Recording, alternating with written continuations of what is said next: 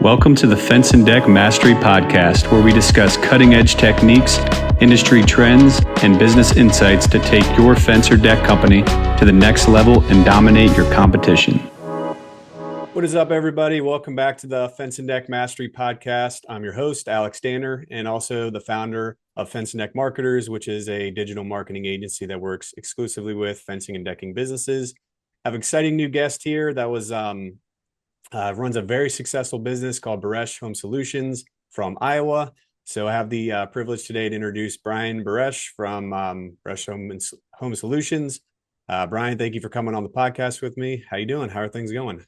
Things are great. And thanks for the invite. I appreciate it. Yeah, absolutely. We were talking before this, and Brian, his company, I guess, was invited to go to the Timber Tech Summit that I was at and spoke there. But he was nice, and he sent somebody from his team there to enjoy. So, he wasn't there personally himself, but, he was invited there. And, based on the conversation we've had so far, business seems to be going really well. So what I wanted to do, and what I have been doing the past few podcasts, is just bringing on, successful business owners like Brian. We can talk shop and just get an idea of kind of what he's doing and, things that are working for him that we can share with, the listeners of this, and hopefully help them out, help grow their businesses. Anybody that's struggling out there, we can, provide some new content that hopefully will help them get past it. So, Brian, if you wouldn't mind, just, if you could introduce yourself, maybe talk a little bit about your story, your history in these industries, a little bit about the business and, everything, I guess, leading up to it. Well, Brian Buresh with Buresh Home Solutions. I've been in the industry for 23 years. I actually grew up son of a contractor, a very successful custom home builder. Learned a lot about how to take care of customers through that experience.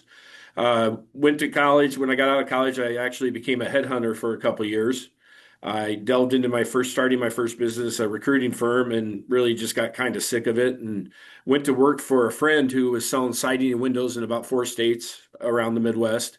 And I worked for him for about 6 to 8 months selling windows and siding, and just kind of always had the entrepreneurial bug, and it just kind of said, I can go do this on my own. And that's 23 years ago I started it. For a while, we grew really fast in the beginning, and then for a decade or so, we kind of sat at the same revenue number. And it's just like I was afraid to let anybody do anything. I had to be in control of everything, and we just couldn't grow that way. Finally, about 6 years ago, I really started listening to podcasts, reading books, doing a lot of different things for improvement of myself and my business. And we started growing. In the last 6 years, the smallest growth we had was 30%.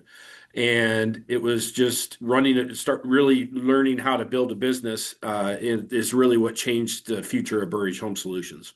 And taking that step, I had to take a risk. I had to spend money that I didn't have yet necessarily to get more leads, to grow. And now, one thing that makes us very unique, I think, is the amount of production staff we have. We're split up into divisions for all the services we do. So we have a window production team, a siding production team, and that has really allowed us to make sure our customers are getting taken care of on a daily basis and allow us to continue to grow. Yeah. So how many different crews are you running right now? How's that broken apart? Crews wise, I don't know if I know the exact number of crews, but we probably got 80 to 90 people working on a daily basis in the field. Nice. Okay. And then you were saying decks, windows, those are those are the main services you're doing. Anything else? Well, we're pretty much full service now, but we've done it. I don't know if you're familiar with Robert Half as a recruiting firm, but they split up into divisions serving office help, accounting. And so that's where I worked for 2 years. And that's the idea is now we're kind of all of our services. Siding has production team. We're split up down all the way, including we started interior division this year, and we have a commercial division as well that we started last year. So each has their own production team. Gotcha. Okay. Any, I guess, preferences you've seen? Because, you're a lot of different services. I mean, you're doing just about everything. It's not like you're just focused on decks or outdoor living or fencing, anything like that. Any preference or anything, I guess, you've learned over the years? Like, because the main reason I ask is, anyways, a lot of the times that people come to us, they're thinking about being more specific to decks or fences, since that's what we do. That's just Mhm. what I hear. But curious to see what you say. Someone that's made it successful to be in so many of these different industries and have crews and keep the production going. Anything you've learned, I guess, from that and being able to have all those wheels going at once? Well, number one, you got to hire good people. I have a tremendous team that I can trust everybody. I don't have one person working for me right now that I think needs to be let go or or anything. Just we're a very tight-knit group, and that really helps. I think the big thing is you have to have separate production team. You can't, these companies, in my opinion, I do some coaching, in my opinion, I have one client right now who's really in that point where he's got to decide what he's going to do.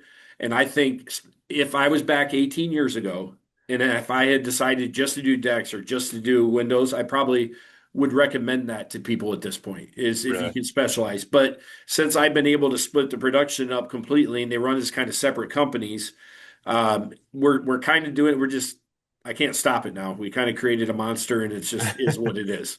Yeah, yeah, yeah. It's I mean, is it? Well, I guess you kind of answer that. You almost have like split companies. Like, are you? I know the development teams. It sounds the crews are separate. But do you have like the office staff or sales? Are they kind of mixed? Like, how does that work? The sales staff were mixed. Well, sales staff, almost all of them can do everything now, but some of them do get certain jobs given to them, certain leads given to them. Like one person will get the awnings or whatever it might be. As far as production and office, we have we have general staff like Shannon that you talked to in marketing. We have those positions. We have some finance staff, but other than that, it's production teams for each division. Some of the divisions are combined. So, for example, like concrete and roofing is one person. Gotcha. So we do have some that are doing a couple. Gotcha. Do you find any to be more profitable than the other, or do you just have a set, number that you have to hit? I mean, how does that end up working? Well, windows are always going to be the most profitable because they're just quicker. Okay.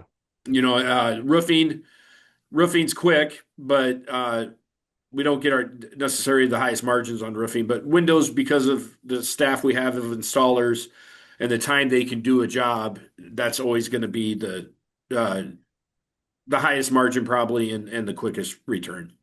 Yeah, yeah.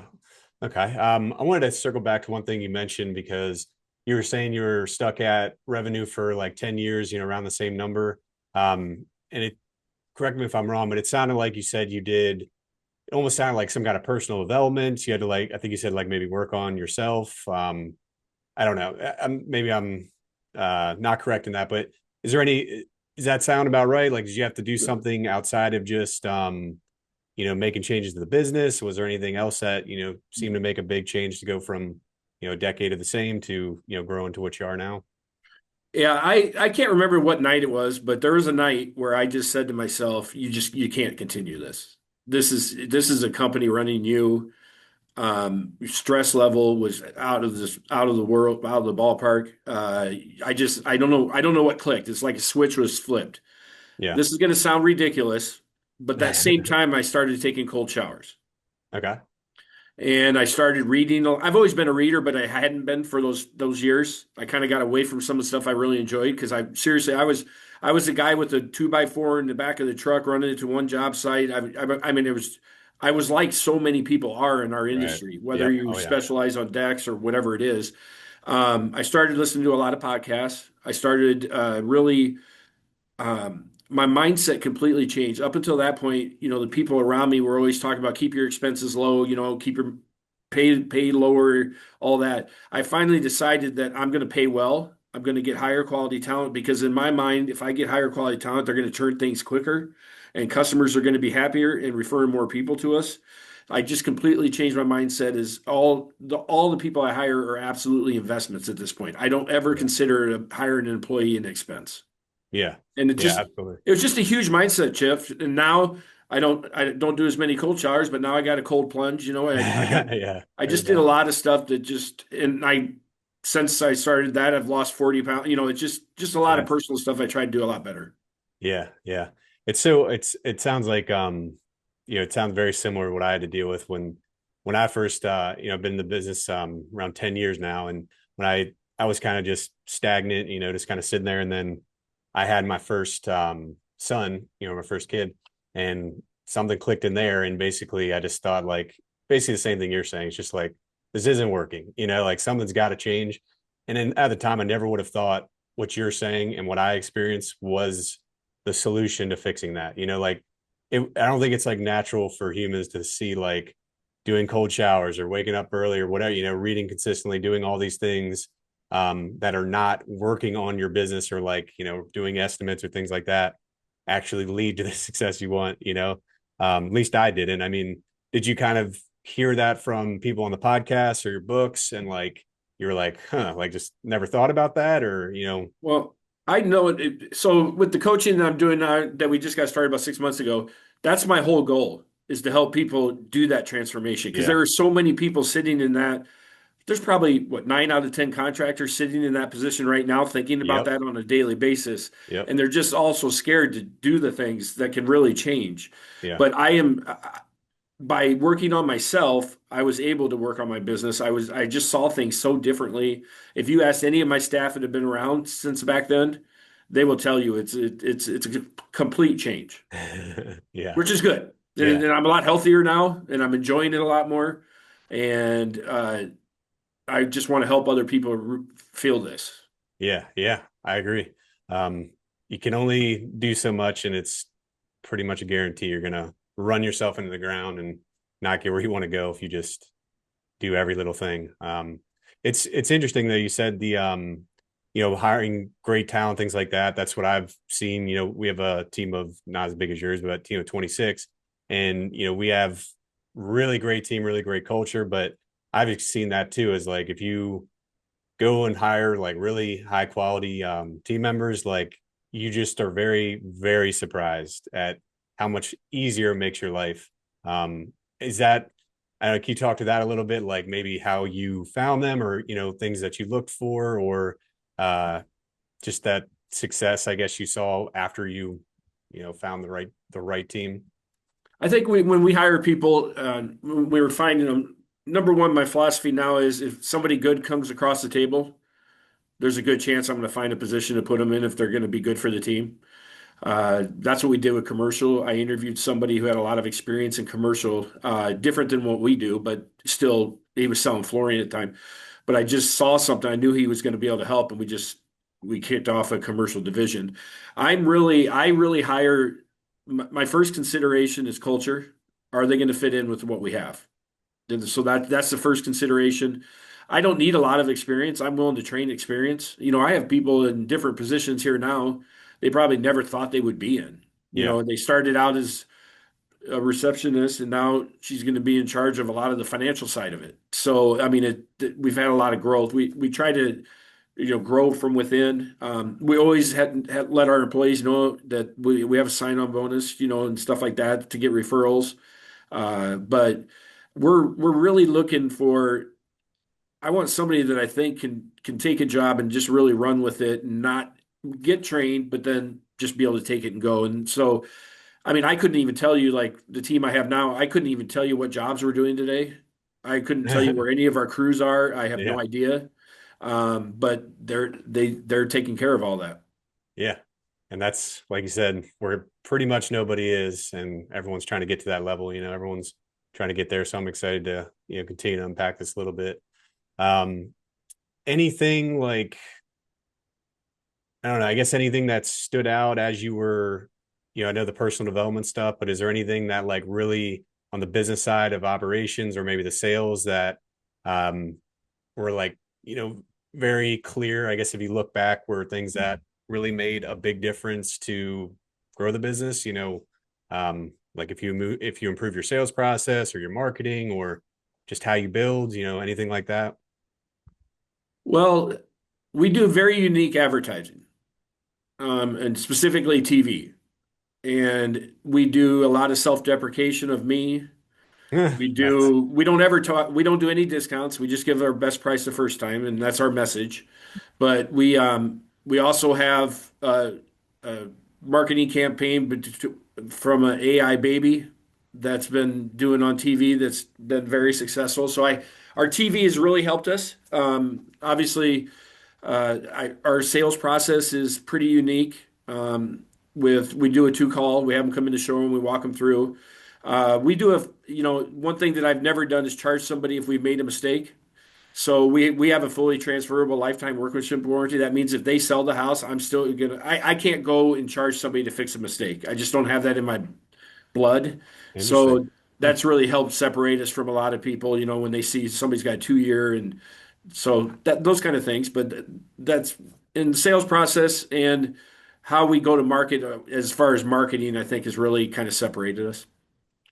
Interesting. Yeah, I don't think I've ever heard that one, or maybe I've just never asked if it does transfer, but that's pretty cool. Transfers even to the next homeowner if they sell it. Yeah, Um, I can't. I this is probably from my mom and dad, but if we did it wrong, and I don't care when it gets pointed out, we're going to fix it. And I'll be honest. I mean, you understand that that's kind of a marketing thing too. I mean, yeah, if I go back and fix it after somebody sold it, they're going to tell 10 people, "You're not going to believe this. They fixed it for free." yeah, So it's kind of an investment in the brand.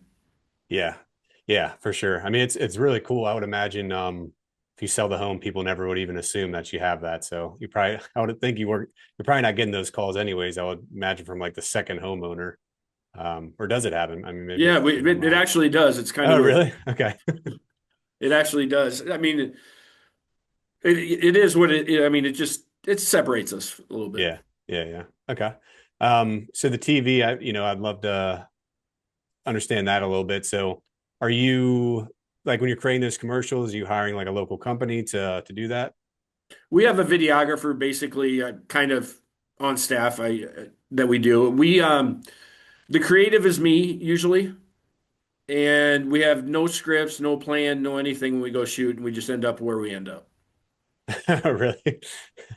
Where do you even get started, I guess, like where do you even start the recording in the like is it in your showroom or, how do you do it?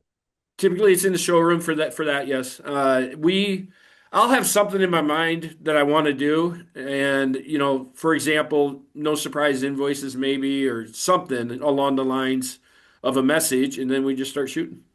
We're pretty good Okay. at it with the Buresh stuff now. It's pretty simple. We can go. I think the other day we did, I don't know, was it 10 videos? 10 videos in a couple hours. Wow, okay. And how long are the videos? Some of them would be a little bit longer, but 10 minutes sometimes, but then, probably 2 to 3 minutes maybe, mostly. And then Some are some are 10. just commercials, so they'll be 30 seconds. Okay. Oh, so you're posting like fuller videos on YouTube, Yep. or I mean longer, whatever. Okay. Okay. So you create the videos for the ads. Are you just running it as TV, or do you run like other All types of of our ads? TV commercials will get onto Instagram and Facebook and YouTube, but we're doing mostly TV, yes. Okay. Well, TV broadcast and then streaming and YouTube TV and Sure. What curious on like pricing, what does it typically cost to, run a TV ad for, like the oh boy, breakdown? that's gonna get too detailed for Too me. I detailed. don't know if I can answer that right now. Okay, you're good. Yeah, I was just curious. I mean, we don't, our agency, we don't do it would deal with TV, and I've Yeah. always just kind of been curious. But I see those, my kids are watching YouTube or whatever. I see them, local contractors pop up on there. So I always just kind of wondered. Well, we run YouTube ads, but never like Hulu or Peacock or something like that. With TV, if I was doing a generic message like so many people in our industry do, like save 50% off labor and stuff, I wouldn't do it. Yeah, But I'll have Shannon send you some of the stuff we do for sure. ads. You'll see that there's a very uniqueness to it, and it drives people into our showroom every single day. Yeah, yeah, yeah. Well, so it's humor. Like that's yeah. People are. Is it find it Yeah. funny? I'm guessing. Yeah. Okay. Yeah, I'm very self-deprecating. Nice. Yeah, that's always a good There's strategy. one where I have a tool belt on backwards on a job site, and then I almost hit somebody with a board. Also, I'll have her send it, but I actually did put the tool belt on backwards. It wasn't just for the video, but no, we do very self-deprecating. We do bloopers of video shoots, but I'll have her send some. But it's really we hear about it every day, and everybody tells us about how the message is so different than anybody else in our industry. Yeah. So you just, you're not too picky about it, I guess. Like you're just kind of doing whatever comes to mind, and then you launch it and see how it works. Sounds it's a pretty good description. Pretty much. Okay, cool. Yeah, that's really cool. Um, okay, so basically, I mean, that kind of takes care of all the, you run those for every type of service, and you tends to bring in, a lot of leads. Yeah, we do. We'll do some product specific, but most of it's more general. But we'll have stuff about each product and things. Okay, okay. Um, okay, so next I want to talk about, so we were speaking before, we were talking about like what, you know, you feel separates you, the things that you feel you do the best. And you mentioned you wrote a book. I'll let you talk about that, but it sounds like it's all basically off differentiation. We already talked about, your commercials, how you're doing that thing, those things different. What else would you say you do different to, differentiate, your company versus others? Well, one big one that seems really simple, but really truly works because I have clients who have implemented it and they're shocked at how quickly it works. We write a handwritten thank you note to every prospect. And we mail that out after our first appointment. We do a two-step process. We have them come into our showroom to get the quote and go through everything. So we mail that out. That's very effective, very simple to do. Um, we have our own CRM that we use, and we do a very well thought out, I guess is an easy way to call it, but drip campaign to Yep. prospects. Yep. So we have it, after they get an email, they get a call, we have it very, content wise and everything. And I think that helps us that since we've implemented that has really helped us. We'll get, those automatic things happening because a lot of companies in our business, the owner's running around with his head. He's never going to remember to follow. I mean, I talked to a company the other day, what do you do after you email the estimate? Which I'm not a big fan of emailing estimates, but that's what they do. And they, what's the follow up? And well, we don't really, we're busy. We kind of forget. And so I'm recommended that they get a CR something to help with that. Another thing is, at the end of a job, uh, these are small things, but they're real easy No, to they're do no, they're too. important though. Yeah. At the end of a job, I make a spice rub. So every customer gets a bottle of that, and then they get a gift. Like now, I think we're giving out blankets, but we've given out beach bags. Water, we're switching to water bottles next, I think. So every customer gets a gift at the end. So every referral, even if we don't sell it, gets a $50 gift card automatically. Nice. There's a lot. There's 43 chapters in the book, so there's a few things, but some That's of it cool. just comes down to like with the lifetime workmanship warranty, we make it transferable because I can't charge people if we made mistakes, and that's a big differentiation from most people. Yeah. That's Yeah. Yeah. not how they run. Um, Okay. And that book's called Differentiate and Dominate. Is it, anyone listening that wants to buy, where should they go? it's on Amazon. Amazon. Okay. Yeah, on Amazon. But another one too that a lot of contractors, when I go to other summits, I don't get to go to TimberTech, which I miss because that's one of the best. But when I go like to with Pella Windows, we go to a summit and I talk to contractors and usually get up and speak or do a Q&A. One thing that I also do, which is most people find very unusual, but since I can't be in the day to day and I can't know everything that's going on, I call every completed project. On Nice. Wednesdays, when I'm driving to my other location, I go over to Cedar Rapids on Wednesdays. In that drive, I can make all those calls. Huh. And that has really, really helped as well So for you my just have, sanity as well. yeah. So you just ask them, how they thought about the experience. Yep. I'm assuming you asked for a review there too. I send an email after, so I'll Okay. do it, and then my wife sends an email with the links and everything. Yes, and Okay. that's helped us get a lot more reviews in a timely fashion. Yeah. I always ask, what could we have done better? I always try to ask, what could we have done better? Um, because this will be another differentiation probably from a lot. On a monthly basis, my production and sales staff get together. We do a continuous improvement meeting where we self-report errors that affected the customer. So we all get in a room and we self-report errors that change the customer experience. Love But that's that. why when with my call, I also ask, what could we do better? Because we're always trying to improve the customer's experience. Yeah. Oh, I love that. So yeah, it lets people be know they can be open and honest and not get their head chewed off with every little thing they do. I'm guessing people get pretty, open and honest about it, I guess, when you're having those calls and, nobody lets it get to their ego or, hides information. Well, there was a time, if you have the right team, it can be a very good thing. If you have people that take it the other way, Yep. it can get nasty. So right now, it's a very, very productive environment, and I don't feel that anybody's getting ego involved into it. But there was a time where Yeah. it wasn't as smooth. Yeah. Yeah. It's funny you said that. We do like, so we run EOS, like Hmm. our whole business is run on that. And, during our quarterly calls, that's a big thing for me too. Like I don't know if I would say we do it exactly how you do it, but we, we'll point out things that are going on and we'll talk openly about any problems from each department and talk with a department head or whatever.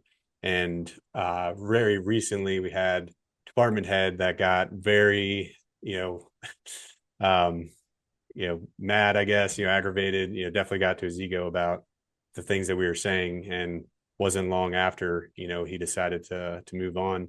But when I saw that, I was like, based off of how everyone else is and how everyone's so open and honest, things like that make it very clear that there's a problem. If they're not fitting that culture, being willing to like admit mistakes, things like that, it's gonna create problems somewhere else. At least that's how I've seen Well, you just teed me up pretty good. it. I I wish I learned quicker, but you can have one person, and they say about one bad apple rots, whatever that saying is. It's Yeah, yeah, absolutely 100% true. And as an owner of a company, or if you have that person, you have to make the owner decision very quickly because uh, we had a switch last year that just really helped the business in the long run. yeah, yeah. I mean, what's I get is another, I guess, quote I heard somewhere, but like, we do this all to get into business to get to a level that you're at, where you're doing well and you're doing the things that you like. But like, what's the point of getting into a business too if you just work with people you can't stand? Like why would Yeah, you want to go to work every day or create this business and then go and have to talk with people that you dread talking to? It just doesn't make any sense. But that's, I would say, the majority too. Most yeah, people are doing it that. absolutely is, and I'm mad at myself. I mean, I've had times where I waited 6, 8 months or something when I knew something had to be done. I told myself that last year. I said, you're just not going to have anybody working for you that adds stress to your life. If they're, it's just you own the business, you deserve. I take care of my employees. I think I take care of them very well. We do a lot of things, and I consider them.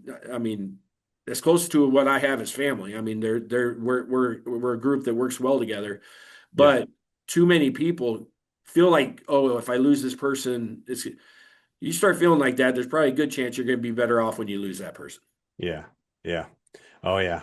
I know I've had that thought where you're just like, oh my gosh, like there's a problem, but the thought of like training someone new is just so bad. But like you said, it's seems to always be the case where it actually when it actually happens, you're like, gosh, I should have done this so long ago. But I've felt that too many times in 23 years. yeah. um, okay. And then well, you mentioned I wrote a note here. Why don't you like emailing estimates? How do you do it differently? We don't. We will email estimates to past customers because they've already met with us and learned and did work with us and know about us. We every once in a while we'll email out because somebody just insists, but we try to tell everybody up front that we're going to have you not for gutters and I can't certain things we don't make them come in, but for like a full deck replacement or full window job or siding, we pretty much require they come into our showroom so that we can go through the details of the installation, really get them to know about us. That's kind of a differentiator. We lose some jobs because of it, but that's fine. We're doing just fine. Yeah. But we want to work with people that want to spend the time to really understand what they're getting and what the process and what they can expect from the day that they say go ahead to the completed job. We just want to be able to walk them through all that. And it's been kind of ever since I opened it, I've been like that. Well, since we opened the showroom. Yeah. And Um, it's different. And we get people that say, well, everybody else is just emailing. Well, then hire everybody else. yeah. But we're lucky to be in a position where we don't, we can do that. I mean, Right. and I found that if I email estimates, seriously, I bet I got under 10% of those jobs, Yeah. way under 10%. Yeah. If I get them to come into my showroom, I'm up to 60 probably. Yeah. Yeah. That makes sense. Yeah. I mean, probably if they're asking to email an estimate, you can tell they're just kind of probably more inclined to think about the price and kind of price shop with other Hmm. people versus the one Yep. that's like fully invested based off of the value prop that you provided or whatever in your sales process. Well, Would you agree with that or no? yeah, that's I Okay. mean that's the philosophy. Is if you want me to just email it, you're going to make a choice from three contractors through email. That's not my customer. Right. Yeah. My customers want to understand what they're getting. We have my dog in the showroom, so he's Oh gosh, greeting that's a good one. everybody, and it takes the temperature down because everybody thinks they're coming in, they're going to get sold. I mean, that's the main reason they don't want to come to the showroom. They think they're going to get some sales. I've never. This is gonna sound weird. I never teach my salespeople closing tactics or traditional sales. Yeah. I They're have them outdated. ride with me and learn how to interact with people and earn the trust of people. Because if I can earn the trust, they're more likely to hire me. I never ABC always be. I have none of that has ever Yeah. been taught to any of my salespeople at all. We just do our job and earn their trust. Yeah. And I'm guessing provide value, right? Like you're just kind of educating them. I'm assuming that's kind of how you go about it, like teaching them about it, not just saying buy Yes. this, buy that, like telling them, giving them the tools they need to like make the decision best for Yeah. them, kind of thing. Yeah, we got visualizers. We got anything. I mean, we have a lot of different ways to look different than our competitors. Gotcha. You know, we're uh, that's a good point to be edited out. Yeah, you're good. We don't edit anything, man. No worries. It's like Joe Rogan or just trying to it's all good. um, but I mean, basically with um like that showroom, like how does it like affect, I guess, the close rate? I mean, I know it's not like you're teaching them to be closing, but like do you monitor that? Like how it affects the sale if before and after, how it I changes? honestly, I don't look at close rate ever. I never have. I know that the showroom. I mean, giving you an example, tomorrow I have 10 customers coming in, and you know it works if we can get them to come in. I know the close rate goes up. I know we're higher than the industry average by far, but it really works. We have all the materials installed. We have a house built in there. We have, you know, all the different decking. We have louvered roofs. We have awnings. We have everything that they can see and touch. And I will say the ones that fight hardest about coming in, but we get them to come in, when they leave, they say, thank you. That was very, very good. And it really helped us understand. Gotcha. Okay. Um, okay. So basically the process is somebody reaches out through the website or whatever, gives you a call, fills out a form. Uh, do you have somebody that monitors that and then calls them to set up a meeting at the showroom? Is that the first step? No, we have a dedicated scheduler for all our staff. So she Okay. schedules all the salespeople in my appointments. I'm still very active in the sales process because it's what I love. So I still do a lot of sales appointments. Um, so she schedules a first appointment on site, and then myself or Ian, Tamara, whoever, will go and meet with them and just talk through the project, understand what they want, and do that. And then we'll come back. We'll send that thank you that we talked about, and then Christina will reach out again and call them and set up a time for them to come into the showroom. Okay. Okay. And then they have the showroom. Do they leave with, some kind of material or sales, Yep, folder or something like that? yep. They got a folder and it's got our workmanship warranty, our policy. We want them to understand if there is an issue, we're going to be there for them, and here's what we're going to do when you do call. We also have their quote in there and any brochures of relevant material, and they go home with all that. Gotcha. Okay. And then you mentioned follow up in the beginning. Do you have a cadence that you have, like how many times you will? I think there's a total of eight times if for a prospect, if it Nice. in a year period. Nice. Okay. So one we send the salesperson that ran it will send they'll automatically get an email thank you. and then it generates a call from the person who met with them like 4 days later from the appointment. Just follow up. Hey, do you have any questions? And then I think all of them get an email from me with frequently asked questions that we have on our website, so they can answer some of their questions potentially. And then there's more. We even hit them up with an email at a year mark too. Okay. I love that 8 because there was some study that said like the average lead takes 5 to 7 follow-ups Hmm. was so if you're 8, you're even ahead of the game. So that's cool. Yeah, because I mean it's so crazy like what the norm is, with contractors. I mean, I guess every business, it's not just contractors, but um there's so many things that like if you just improve one by one, having more follow-ups, or I mean the million other things that we're getting from Brian here, like that is how you get to the business that you want, by just improving, each thing day by day, not letting it sit in the same thing that's not working. You got to improve and add.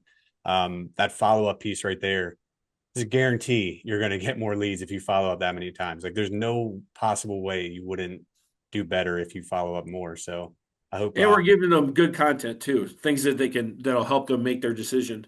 I yeah, think you'll find that if you talk to, well, Shannon and or any of our staff, we don't ever rest on our laurel. We're always trying to make the customer experience better. yeah, yeah. Anything that's done recently that really stands out that's, pretty good, that's worked out pretty well? Just pretty dialed in for a while now. Yeah, I'm trying to think. Thank you cards always work. Well, this is going to sound a little morbid, but we actually send morbid's probably a strong word. We actually send sympathy cards when we hear about losses or illnesses Nice. or anything within our customers. That's a really good one. So do you like friend them on Facebook to find out about that, or is it just during the sales process? Usually through the sales process, or somebody will cancel an appointment because some family member went into, Oh, whatever it okay. might be. I think we send flowers sometimes too, just the appropriateness of the gift, or what it is. We do that. Trying to think with customers, the gifts at the end. The calls are, me calling is a big thing. No, Yeah. it's pretty consistent now. Okay. You kept mentioning the handwritten cards, and I know you love podcasts. Do you listen to Andy Frisella? No, I don't. Oh, okay. He's big. He's Have you ever heard of First Form, the like supplement company? Yes. Yeah, he's the founder and owner of that, or the chairman now, I guess, whatever. But he's always talking about those handwritten notes, and yeah, I mean, I think you can't go wrong with it. Well, I just had one of my clients for my coaching business just called me yesterday, and they implemented it like a month ago, and um, he said, "I can't believe what effect that little thing has." And when are you sending it? At what point do you send the handwritten Right cards? after we met with them at their home. Okay, so before And they go to the so showroom. the message is, hey, thank you for the opportunity, and we really are going to focus on earning your business from this point forward. It's said differently in that, but that's kind of the message. Gotcha. Okay, so before they go to the showroom, regardless if they schedule or not, you just send it right after you go to their Yep. house. Okay, Yep. okay, okay. So all right, so you go there, you understand the project, you see what they want, then you send them to the showroom to show different examples of products and things like that. Yes. Sounds like okay. Um, any other types of marketing that you're finding works really well aside from the TV ads? I mean, anything you could share with that? We obviously do well with Google. We do one that does drive a surprising number of leads is we hit, I don't know, remember, is it 10 or 20? I think it's 20. Every time we do a job, we hit 20 houses right around it with a direct mail piece. Okay. And that does drive for the cost it takes, and it does drive calls. Is it just like excuse the noise type campaign, or Yeah, pretty much. yeah, yeah. That's I've heard a lot of good things about that. Rather than, I think you mentioned in the beginning, rather than being very salesy and saying 50% off labor or whatever, just extending the courtesy to say, I'll be curious what the way you do it, but the way I've heard works well is like, we're going to be in the neighborhood, we're working on this house. If there's a problem with our trucks being in the way, or noisy, just apologize the noise or the saws or whatever, whatever you're working on. Call this number if you have any problems and let me know. And I don't know. That's what I've heard works well. Is it how would you say you go about it? The best That's real strategy. similar. It'll be a Really? little different, but we just kind of talk about we're going to be in your neighborhood. We usually include what product we're installing or what we're doing for your neighbor. This goes out the day we start the job, typically, and it'll also list all of our services on it too. Okay. It'll have a little bit of a pitch about what we do. Okay. Any camp or company you like, working with most? As far as the manufacturer, No, the yeah, or yeah, whoever's creating the, delivering the mail pieces. we actually do an in-house handwritten. Okay. Okay.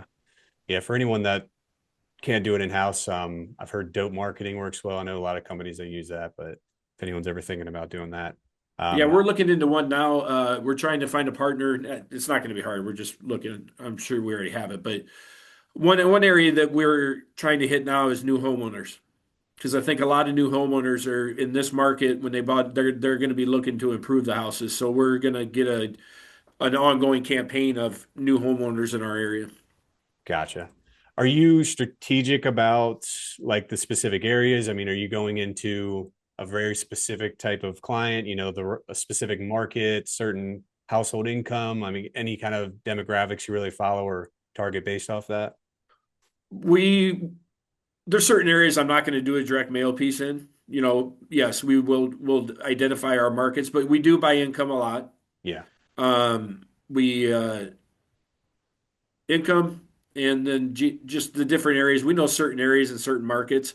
One thing we have tried to do is hit the smaller markets around Des Moines. A lot of people like to stay in the big market, and everything, and these other places don't get service as well, and that's been very successful for us. gotcha. Yeah, it's I think just about nobody knows these things, but you can get so dialed in on where you want to go after. I mean, the vast majority of people are, they found their office because it was a good deal or, whatever. They're just in this location, but there's no real strategy to it. But, if you're struggling and you're selling something that's expensive or, you need to find people that can actually afford it, could be that you're just not even targeting the right areas. And there's just so many tools out there that will show you as much detail as you could possibly want. ChatGPT, AI will show you household incomes of areas, I mean, just insane stats you can find just from searching around there to see. And then you have things like Google Ads or SEO tools that'll show you how often they're searching for keywords in that area. So, I mean, if you do it carefully, I mean, this is exactly how we do it. You find all those details, you're not guessing at all. I mean, you literally can tell if somebody's searching for decks, windows, whatever in that area. You can tell if they can afford it. You can tell if there's new housing going on, like new builds, whatever you find is your best demographic. Everybody has different preferences. Some people want to sell very expensive projects, some, cookie cutter kind of get in, get out.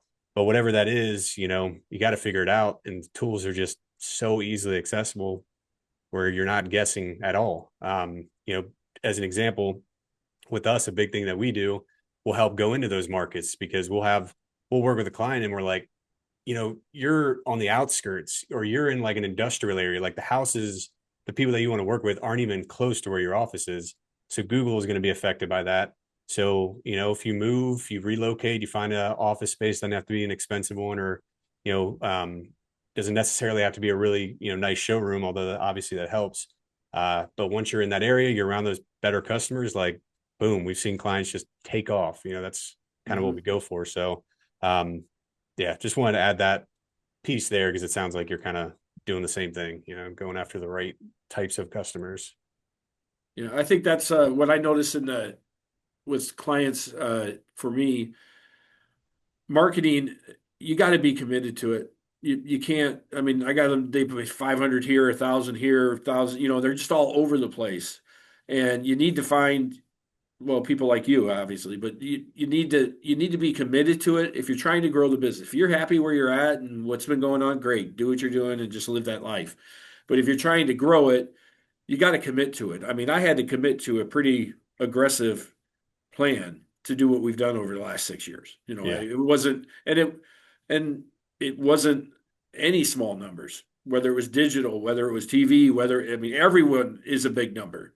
Yeah. And I just think that so many contractors at the smaller level just they kind of throw stuff here and there like a dartboard, when Yeah. if they can partner with a company that knows what they're doing, for it could be individual, it could be digital, it could be TV separate, or it could be an agency, but you got to find something to be consistent if you're going to grow. If you want to Yeah. grow your business, you have to consistently market to the right people. Yeah. Yeah. 100%. And it's a consistent theme, like interview a lot of people on here. I've never had a very successful person come on that's not dialed in on their marketing. It's like, I'm sure it's comes across as biased because that's what I do, but I really want people listening to this to at least, you don't even have to use us. Like just think about that. And like you said, commit to it and find a way to keep taking steps in that direction because the big companies like lots of others I've interviewed, that's how they get big is by having those consistent sources and, getting them better, fine tuning them.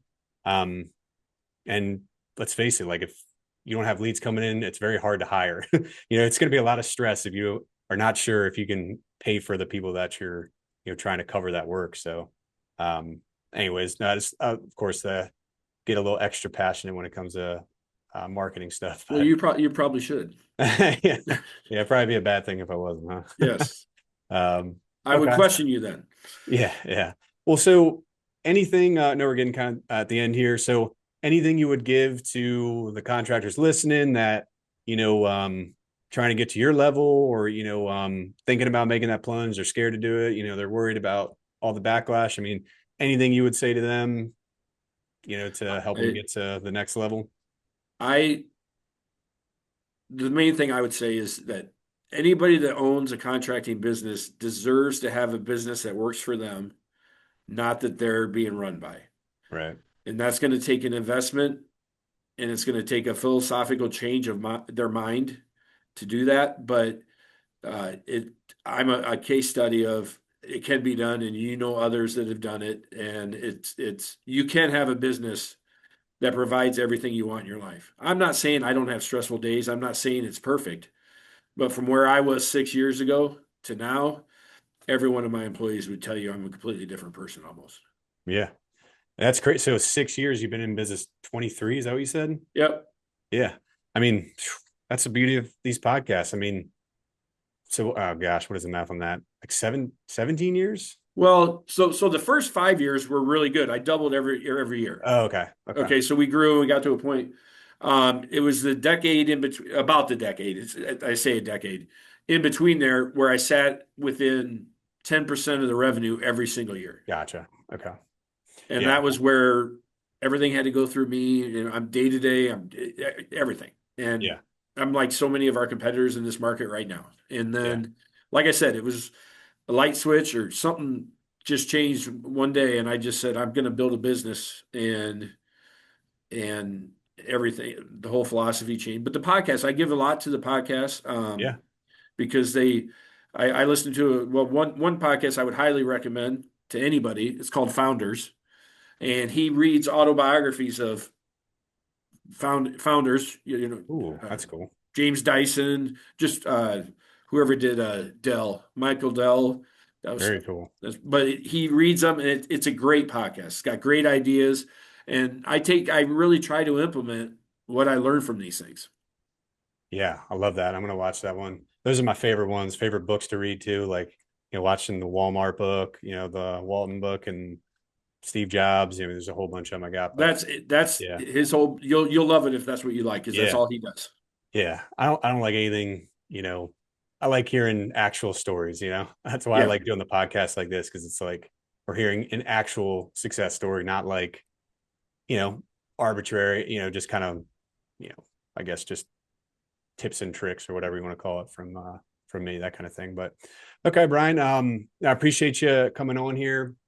I know you're busy, so I don't want to take too much of your time, but I want to thank you for coming on the podcast and being so open with your information. I mean, you were definitely an open book. You shared so much stuff on here, and I really hope a lot of people listen to this and start writing it down and start implementing it because that's how you're gonna, get to the level Brian's at, or if you're at Brian's level or you're above him, whatever the case may be. There's a million things in here that I'm sure you guys didn't think of, and you could use it on your own business and just sitting here for free. So, thank you for sharing that and being willing to do that. It means a lot.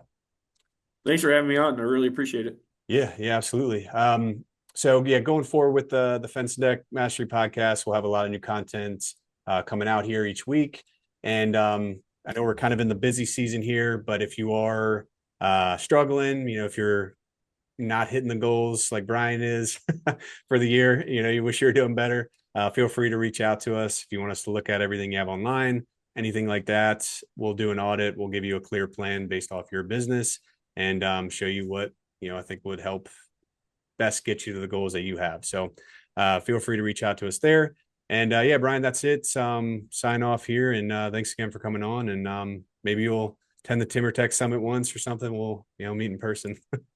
I hope to go at some point soon. All right. Yeah, sounds good. Thanks, Brian. Thanks.